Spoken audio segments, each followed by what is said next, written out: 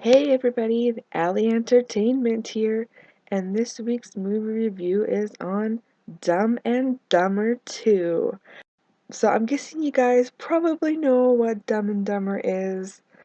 This is the continuation of it, however, it takes place 20 years later.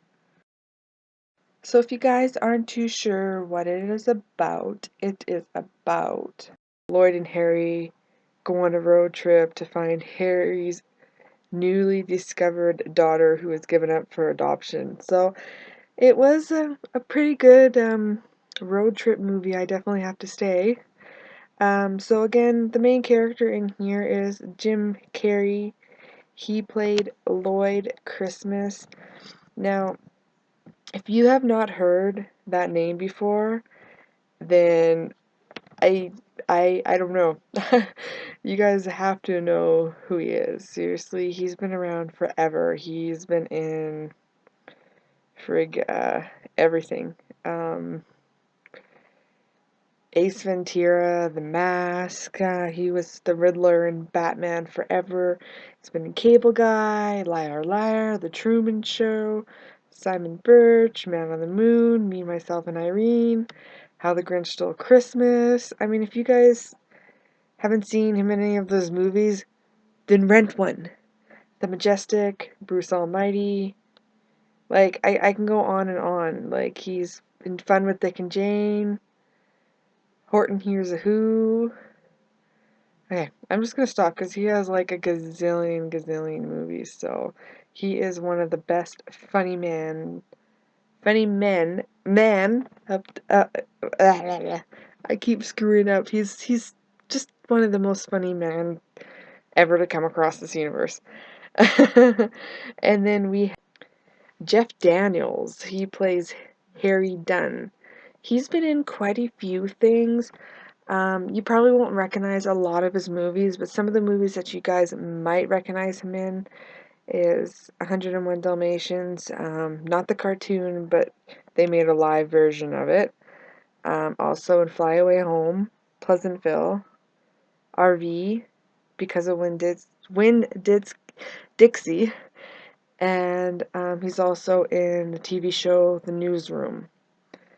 And then we have Rob Riggle, I think I'm saying it right. He plays Travis slash Captain Liptoncock. Liptoncock? I can't say that name. Um, he's been in quite a few things. Not a whole bunch of like leading roles, but he's been in Step Brothers, The Hangover, The Goods, 21 Jump Street, The Internship. And then we have Laurie Holden. She plays Adele. So if you guys don't recognize that name, she's very well known for The Walking Dead. She played Andrea in The Walking Dead. She's been in a lot of other stuff too, a lot of sci-fi and horror flicks. And then we also have Rachel Melvin. She played Penny. So she plays the alleged daughter that was given away for adoption. She's been in a few things, nothing too major. She was in Days of Our Lives, I think, for a year or two, and then she had a few spots in Hero and My Funny Valentine. So I definitely have to say I really loved Rachel Melvin. She did an amazing job playing some ditzy dumbass. Like, oh my god, she was awesome in it. I think she was my favorite character of all time in that movie. Don't get me wrong, I love Jim Carrey and Jeff Daniels, but I don't know, Rachel Melvin just she made the movie for me. So I'm not 100% sure on how much it cost to make this movie, but so far in the opening weekend they made about $38 million, which is pretty good. However, it's not as good as a lot of other movies have done. Like, there's people that, again, made $144 million in a weekend. I don't know which movies those were. I can't remember, but there's been some good ones. I'm not going to give you guys any spoilers on the movie, but I do have to let you know that there was one surprise character in the movie, which was Mama June. You guys might remember her from Honey Boo Boo. Anyway, when she showed up on screen, I just couldn't stop laughing. And then there's also been speculation that Jennifer Lawrence was going to be making a guest appearance in the movie. I did not see her. Maybe I missed her. She has no credits or anything in the movie, so I'm guessing she's not in it. She is quite popular now these days, so they might have put that in speculation to try to get more people to watch the movie. But I mean, you have Jim Carrey and Jeff Daniels. I'm sure they're gonna, there's gonna be tons of fans that are gonna want to see this movie. So there has been a lot of mixed reviews on the movie just because a lot of people weren't too sure if it would be as good as the first one. And especially, there's a 20-year gap. That's a pretty big gap for sequels. But you know what? Everybody seemed to enjoy it. It was funny.